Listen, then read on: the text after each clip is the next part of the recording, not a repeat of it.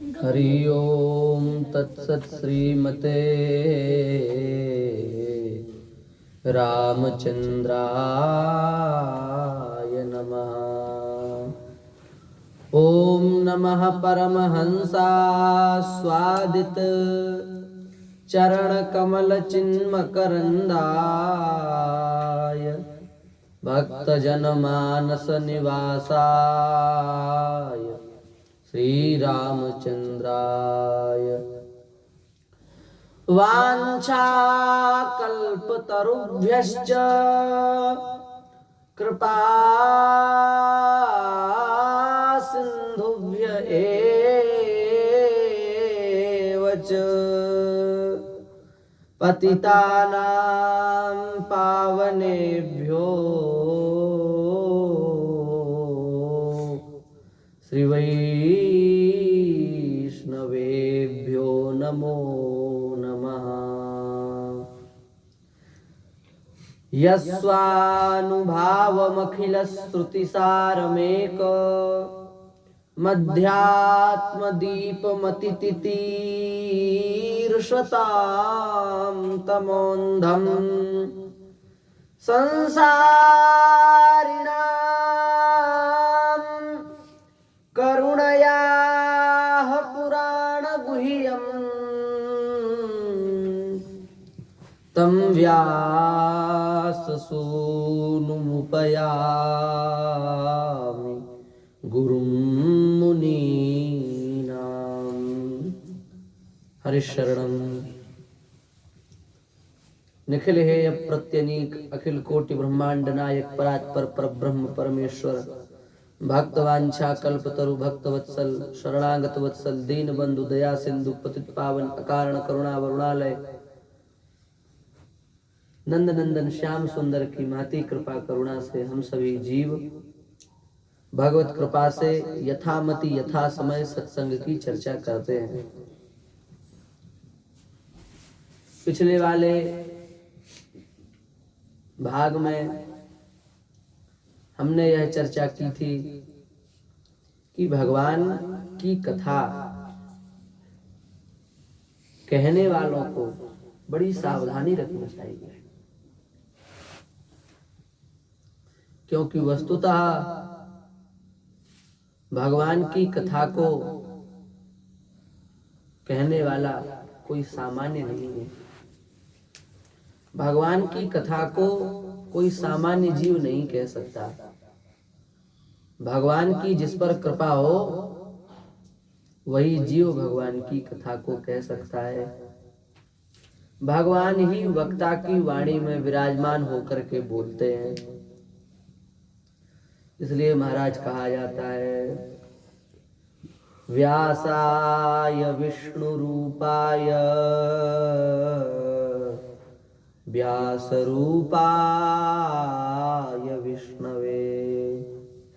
व्यास भगवान विष्णु जी का रूप है, ऐसा मान करके व्यास की पूजा की जाती है। पद्म पुराणोक्त महात्म्य का श्लोक है शुकरूप प्रबोधज्ञ सर्वशास्त्र विशारद एतत् कथा प्रकाशेन मदज्ञानं विनाशय। हे आचार्य चरण, हे विप्रदेव, हे संत भगवान, आप स्वयं सुखदेव जी के ही अवतार हैं, सुखदेव जी के ही रूप हैं, समस्त शास्त्रों के ज्ञाता हैं। आप कथा कह करके मेरे अज्ञान का विनाश करो। इसका तात्पर्य क्या हुआ? इसका तात्पर्य यह हुआ कि श्रीमद् भागवत की कथा को कहने वाला वक्ता सामान्य नहीं होता, उसकी बड़ी महिमा है। वो साक्षात सुखदेव जी का अवतार होता है। इसलिए व्यास की सावधानी सबसे महत्वपूर्ण है। संतों की वाणी है। संत कहते हैं कि कथा को सब्जी मंडी मत बनाओ, कथा को जौहरी की दुकान बनाओ, सर्राफा की दुकान बनाओ कथा को। सब्जी मंडी में दिन भर भीड़ लगी रहती है, लोगों की लगी रहती है कि नहीं लगी रहती है। पर जो दुकान लगाते हैं बेचारे, कभी 200 रुपये, कभी 500 रुपये, कभी जा रहा हुआ 1000 रुपया, 2000 रुपया, ऐसे ही कमाते हैं, बेचारे चले जाते हैं। भीड़ दिन भर बनी रहती है ना। पर जौहरी के यहाँ दिन में ज्यादा से ज्यादा 2-5 लोग आते हैं। उन 2-5 लोगों में से भी यदि एक व्यक्ति ने भी कुछ खरीद लिया, 1-2 तोला सोना, तो महाराज 80-90 हजार का हो जाता है, काम बन जाता है जौहरी का। सबसे कम भीड़ जौहरी की दुकान पर, और सबसे ज्यादा काम किसका बनता है? जौहरी का, क्योंकि वो ऐसी वस्तु रखता है जिसका ये विक्रय होते ही महाराज माला माल हो जाता है वो। और सब्जी मंडी दिन भर भीड़ और बचत 1000-500 रुपया की। कथा को सब्जी मंडी मत बनाओ। हजारों की, लाखों की संख्या में भीड़ इकट्ठी कर ली सब्जी मंडी जैसी, पर उस भीड़ को इकट्ठी करने के बाद में यदि पता किया जाए अथवा कोई सर्वे कराया जाए, तो पता चलेगा कि महाराज उस भीड़ में 2-4 लोग भी भगवान के भजन में नहीं लग पाए। ऐसी भीड़ जोड़ने की आवश्यकता नहीं है।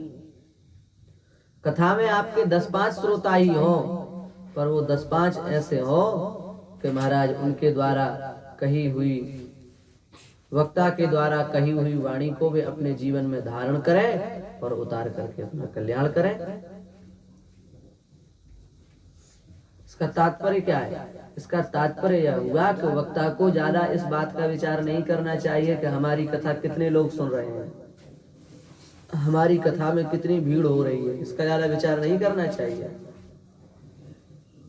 जौहरी इस बात का विचार नहीं करता कि हमारी कथा में कितने लोग आ रहे हैं, हमारी दुकान पर कितने लोग आ रहे हैं। 2-4 भी आ जाएं तो काम बन जाता है। ऐसे ही कथा सुनने वाले में यदि 1-2 भी भगवान के भजन में लग गए तो कथा कहने वालों का काम बन गया। और महाराज लाख भर भी जनता इकट्ठी है, पर यदि भगवान के भजन में नहीं लगे तो आपकी वो पूरी एकत्रित भीड़ एक प्रकार से व्यर्थ हो गई। इसलिए हम बार बार इस बात को कहते हैं, वक्ता को विशेष सावधानी रखनी चाहिए। आजकल कथा में एक और विकृति आ गई है, हम निवेदन कर रहे हैं। वह विकृति यह है कि कथाओं में ग्राम्य गीतों को बजाया जाता है, और यदि शुद्ध हिंदी में कहें तो फिल्मी गानों को भी बजाया जाता है, उनकी धुनों पर कथा कही जाती है, जो कि सर्वथा शास्त्र विरुद्ध है, सर्वथा तर्क से असंगत है और परंपरागत नहीं है, परंपरा को ठेस पहुंचाने वाली बात है। उसका कारण है, यह जो श्रीमद् भागवत है ये मनोरंजन का साधन नहीं है, ये आत्म कल्याण का साधन है। हमारी तो प्रार्थना ही है कि मनोरंजन के साधन अनेक हैं। सिनेमा घर चले जाओ, अथवा मोबाइल आदि के माध्यम से भी व्यक्ति मनोरंजन कर सकता है, खेल कूद के द्वारा भी व्यक्ति मनोरंजन कर सकता है। मनोरंजन के अनेक साधन हैं, किसी भी साधन से व्यक्ति मनोरंजन कर सकता है। क्या कथा में मनोरंजन करने की आवश्यकता है? अरे कम से कम कथा को तो कथा का स्वरूप, कथा की मर्यादा में रहने दो। आप अपने मनोरंजन के प्रलोभन में, भीड़ एकत्रित करने के प्रलोभन में यदि अवाद्य वाद्यों को बजा रहे हैं, जिनको नहीं गाना चाहिए ऐसे गीत गजल आप गा रहे हैं, आप वक्ता नहीं हैं, आप छद्म वेशधारी हैं।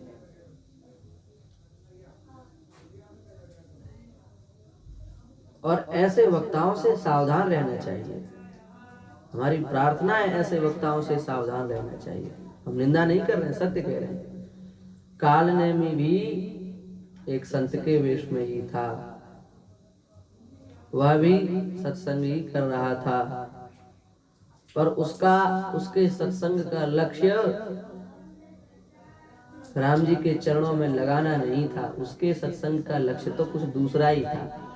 उसके सत्संग का उद्देश्य तो जीव को भटकाना ही था, अपना काम बनाना था, अपना स्वार्थ सिद्ध करना था। उसी प्रकार इस घोर कलिकाल में भी कुछ ऐसे भी हैं जो वेश तो साधु का बनाए भय हैं, ब्राह्मण का बनाए भय हैं, संतों जैसा बनाए भय हैं, पर है नहीं, वे अपने किसी न किसी निजी स्वार्थ की पूर्ति के लिए यह सब कर रहे हैं। हम सबके लिए नहीं कह रहे हैं। हमारे देश में एक से एक उद्भट प्रकांड विद्वान वक्ता हैं, हम उनको प्रणाम करते हैं, पर कुछ ऐसे भी हैं जो हम निवेदन कर रहे हैं। श्रीमद् भागवत की कथा को सुनाने का लक्ष्य मनोरंजन नहीं है। हमारा तो निवेदन ही यह है कि फिल्मी गाने सुनने ही नहीं चाहिए, उनकी रागों को भी नहीं सुनना चाहिए। कथा में बजाने की बात तो महाराज बहुत दूर है।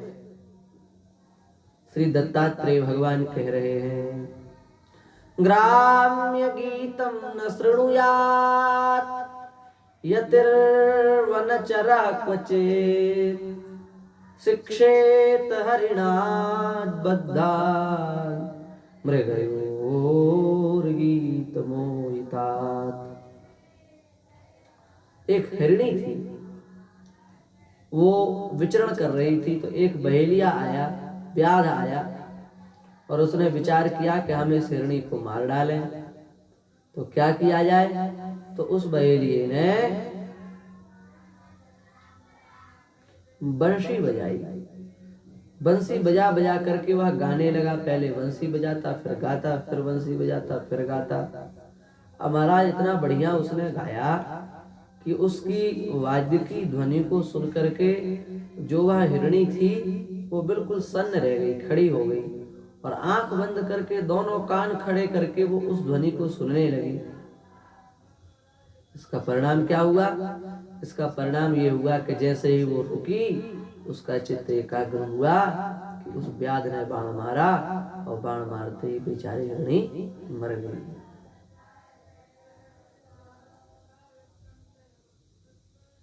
एक पशु ने भी यदि इस ग्राम्य गीत को सुना, संसार के गीत को सुना, तो वो फंस गया, और केवल फंस नहीं गया, मर गया। हम तो मनुष्य हैं, विवेक प्रधान जीव हैं। यदि हम भी इन्हीं लौकिक गीतों को सुनेंगे, लौकिक गीतों की वाद्यों की धुन को सुनेंगे, तो हमारा क्या होगा? पतन हो जाएगा। उसी मुर्गी के समान हमारी भी दुर्गति हो जाएगी। इसलिए महाराज दत्तात्रेय तो कह रहे हैं, ग्राम्य गीतम न शृणुयात्। साधक को, भगवत भक्त को, जो अपने को आस्तिक मानता है, उसको तो ये गीत ही नहीं सुनने चाहिए। जब गीत ही नहीं सुनने चाहिए, तो फिर इनको कथा में कहने की, गाने की, सुनाने की क्या आवश्यकता है? भैया, भागवत कथा का प्रयोजन मनोरंजन नहीं है। भागवत कथा का प्रयोजन समय पास नहीं है। भागवत कथा का प्रयोजन भीड़ इकट्ठी करना नहीं है। भागवत कथा का प्रयोजन तो दूसरा ही है। क्या प्रयोजन है भागवत को कहने का? स्वयं श्री ब्रह्मा जी महाराज बता रहे हैं कि भागवत को क्यों सुनाना चाहिए और किस विधि से सुनाना चाहिए। यथा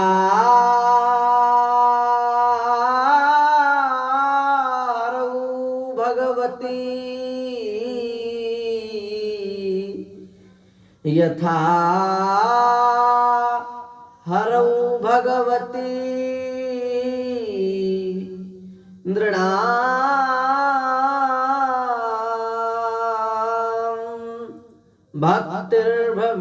भक्तिर्भविष्यति, यथा हरौ भगवती नृणां भक्तिर्भविष्यति, सर्वात्मन्यखिलाधारे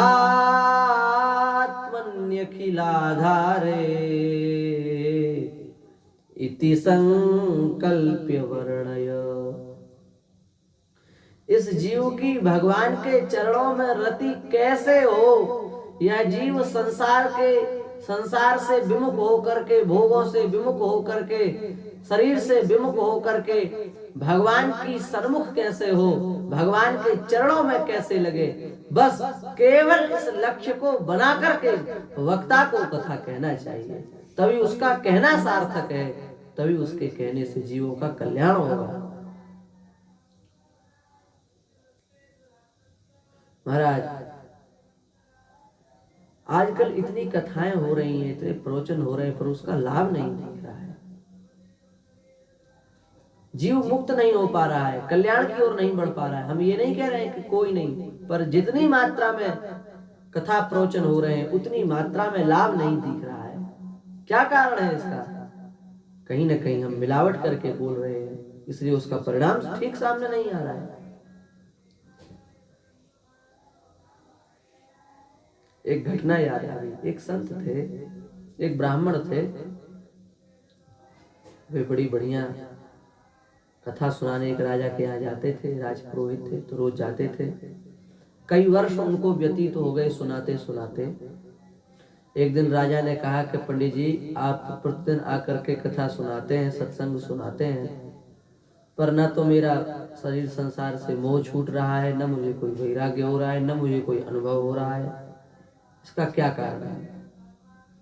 आपको 3 दिन का समय देता हूं, आप इसका उत्तर ढूंढ करके लाइए, नहीं तो आपको हम अपने पद से च्युत कर देंगे, रिटायर कर देंगे। अब आपको कथा सुनाने की आवश्यकता नहीं है, और हमारे द्वारा आपको जो धन मिलता है वो भी आपको नहीं दिया जाएगा। तो बेचारे पंडित जी उदास होकर के आगे विचार करने लगे, इसका क्या उत्तर दूं भाई, हमने तो कथा कही, अब तुम्हारे मोह का नाश क्यों नहीं हुआ हम क्या जाने। पर राजा ने आज्ञा दी तो उत्तर तो देना पड़ेगा। उन पंडित जी के एक मित्र थे, वो संत थे। उन संत ने कहा कि पंडित जी, आप प्रतिदिन बड़े प्रसन्न रहते थे, आज आपके मुख पर प्रसन्नता नहीं दिख रही है, क्या कारण है? तो पंडित जी ने कहा, क्या बताएं संत भगवान, हम कई वर्षों से राजा को सत्संग सुनाते हैं। आज राजा ने प्रश्न किया कि हम इतने वर्षों से सत्संग सुन रहे हैं, पर हमारा संसार से न तो वैराग्य हो रहा है, न मोह छूट रहा है, फिर इस कथा सुनने से क्या लाभ है? क्यों नहीं हमको लाभ मिला? इसका उत्तर आप 3 दिन में दो। तो संत ने कहा, इतनी छोटी बात में आप इतने उदास हैं, चलो हम उत्तर दे देते। ब्राह्मण ने कहा, उत्तर तो हमसे मांगा है, आप उत्तर दे देंगे तो कैसे काम चलेगा? हमें बता दो, हम उत्तर दे देंगे। संत ने कहा, आप उत्तर नहीं दे पाएंगे, क्योंकि उसमें कुछ अभिनय करना है, वो हम करेंगे। तो कैसे बात बनेगी? बोले, तुम ऐसा करो कि राजा के पास जाकर के मुझे शिष्य बना लेना, और कहना कि मेरा शिष्य ही इस प्रश्न का उत्तर दे देगा, मुझे देने की आवश्यकता नहीं है। संत ने ब्राह्मण देवता से कहा ऐसा। अब तो महाराज वे ब्राह्मण देवता और वे संत दोनों राजा के पास में गए। राजा ने कहा, क्यों पंडित जी, उत्तर ले आए? पंडित जी ने कहा, जी उत्तर मिल गया। तो देव उत्तर। तो क्या उत्तर हमें देने की आवश्यकता है? हमारा चिलवा उत्तर दे देगा इस प्रश्न का, तो हमें आवश्यकता ही नहीं है। अच्छा, तो आप ही बताओ संत भगवान, क्या कारण है इसका, हमें क्यों लाभ नहीं हुआ 2.5-3 वर्ष से? बोले, महाराज हम उत्तर तो दे देंगे, पर आपको कुछ देर के लिए अपनी सिंहासन मुझे देनी होगी, मुझे राजा बनाना होगा। राजा ने कहा, बन जाओ, कोई बात नहीं। राजा उतर करके सामने खड़ा हो गया और वो संत जाकर के गद्दी पर बैठ गए। अब तो महाराज संत को तो राज पद मिल गया, राजा के समान उनकी हैसियत हो गई। उन्होंने आदेश दिया सेवकों को, जाओ 2 रस्सा ले आओ। रस्सा लाया गया। महाराज, आज्ञा का तो पालन करना पड़ेगा। एक रस्सा से राजा को बांध दो, एक रस्सा से पंडित जी को बांध दो। दोनों ओर के जो खंबे हैं उनमें से एक खंबे में राजा को बांध दो, एक खंबे में पंडित जी को बांध दो। बांध दिया गया। अब राजा को बांधना एक कठिन बात है, पर पद संत के पास में है, संत राजा है, जैसा कहेंगे वैसा करना पड़ेगा। बांध दिया। अब पंडित जी ने कहा, संत भगवान ने कहा, रहे राजन, अब तुम पंडित जी को खोल दो। राजा ने कहा, आप कैसी बात करते हैं, हम स्वयं बंधे हुए हैं, हम पंडित जी को कैसे खोल सकते हैं? आपको दिख नहीं रहा हम बंधे, फिर आप ऐसा क्यों कह रहे हैं कि पंडित जी को खोल दो? तो संत भगवान ने पंडित जी से कहा, पंडित जी आप राजा को खोल दो। पंडित जी ने कहा, फिर वही बात, हम स्वयं बंधे, हम राजा को कैसे खोल सकते हैं भाई, हम तो स्वयं बंधन में हैं। संत भगवान ने कहा, राजन उत्तर मिल गया? बोले महाराज समझ नहीं पाएगा। संत ने कहा, अरे राजन, जो स्वयं बंधा हुआ है वो दूसरे को मुक्त क्या करेगा? तुम बंधे हुए हो, तुम पंडित जी को नहीं खोल सकते, पंडित जी बंधे हुए हैं, तुम्हें नहीं खोल सकते। इसी प्रकार पंडित जी स्वयं स्त्री पुत्र में आ सकते हैं, जब उनकी स्वयं संसार में आसक्ति है, संसार में अनुराग है, तो ऐसी स्थिति में वे तुम्हें उपदेश देकर के मुक्त कैसे कर सकते हैं? इसलिए इतने दिनों तक सत्संग सुनने के बाद भी तुम्हें लाभ नहीं मिला। ओहो, चरणों में गिर गया। राजा समझ गया। इसका तात्पर्य क्या है? इसका तात्पर्य वही यही है, जिसने भगवान का साक्षात्कार कर लिया वही भगवान का साक्षात्कार करा सकता है। इसी प्रकार से जिसके स्वयं के बंधन खुल गए वही दूसरों के बंधन खोल सकता है। जो स्वयं जंजीर में बंधा भया पड़ा है, माया मोह की आशा के पास में भयंकर रूप से जकड़ा हुआ है, ऐसा मोही व्यक्ति भी यदि कथा सुनावे तो उससे दूसरों को लाभ नहीं होगा। क्यों? जैसे पंडित जी के उपदेश से राजा को लाभ नहीं मिला। इसलिए भैया, भागवत को मनोरंजन का साधन नहीं बनाओ, भागवत को आत्मरंजन का साधन बनाओ। भागवत तो आत्मरंजन के लिए है, मनोरंजन के लिए नहीं है। पर हम लोग मनोरंजन का साधन बना लिए हैं। विचित्र विचित्र विविध विविध फिल्मी गानों के रागों पर भजन बना करके गाते हैं, सुन करके हृदय विदीर्ण हो जाता है, बहुत दुख होता है। हमारे संतों के कितने अच्छे अच्छे पद हैं। श्री मलुकदास जी महाराज के कितने सुंदर पद हैं, श्री तुलसीदास जी महाराज के कितने सुंदर पद हैं, श्री कबीरदास जी महाराज के कितने सुंदर पद हैं, श्री रैदास जी महाराज के कितने सुंदर सुंदर पद हैं इनके, श्री प्रबुद्धदास जी महाराज के, श्री कुंभन दास जी महाराज के, श्री विठल देव जी महाराज के, श्री नामदेव जी महाराज के, श्री तुकाराम जी के, श्री मीराबाई के, कितने दिव्याति दिव्य पद हैं। उनको गाने के बाद रोम रोम खिल उठता है। हम उन दिव्य जिन वो अनुभव सिद्ध वाणी है महाराज, संतों ने जो पद गाए हैं वो कोई रचना नहीं है कवि की, वो अनुभव सिद्ध वाणी है। उनको जैसा जैसा ठाकुर जी के लीला का दर्शन हुआ उन्होंने वैसा वैसा उसको रचनाबद्ध करके लिख दिया। अब उस वाणी से हमारा निश्चित कल्याण होगा। हम उस वाणी को तो गाते नहीं हैं, हम फिल्मी गानों को गाते हैं, उनकी रागों को गाते हैं, गजल गाते हैं, गीत गाते हैं। ये आत्मरंजन का साधन है, मनोरंजन का साधन नहीं है, आत्मरंजन का साधन है। इसलिए हमारी इस विशेष प्रार्थना पर आप लोग आक्रोशित न हो, ये विचार करने की बात है। न हम सबको कह रहे हैं, हमारी बात सार्वत्रिक नहीं है, पर हमारी बात आचरण में लाने के योग्य है। हरि गुरु संतों की कृपा से जैसे हमें आज्ञा मिलती है वैसा हम कहते हैं, जैसी हमें प्रेरणा होती है वैसा हम कहते हैं। ठाकुर जी की यही प्रेरणा हुई तो हमने कह दिया। इसमें न तो कुछ अन्यथा है न कुछ अशास्त्रीय है। इसलिए इस बात पर विचार करते हुए हमें भगवान के जो भक्तों के द्वारा बनाए गए गीत हैं उन्हीं गीत संगीतों को गाना, उन्हीं गीतों को गाना चाहिए और शास्त्रीय संगीत का आश्रय लेना चाहिए। और महाराज विविध नाट्य नाटिकाओं के द्वारा प्रस्तुत किए गए जो अश्लील गीत हैं उनकी धुनें हैं, न तो उन गीतों को गाना चाहिए न उन दोनों को गाना चाहिए। और यदि कोई गा रहा है तो हमने संकेत कर दिया उसकी साधुता में, उसके ब्राह्मणत्व में निश्चित कहीं न कहीं संदेह है। फिर वही होगा, कथा कहें तहाँ कथा सुने तह श्रोता सोवे, वक्ता मूड पचाया रे। डर लागे अरु हासी आवे, अजब जमाना आया रे। डर लागे अरु हासी आवे, अजब जमाना आया रे। ये स्थिति हो जाएगी। ये स्थिति न हो उससे पहले ही हमें सावधान हो जाना चाहिए। श्री वृंदावन बिहारी लाल की जय।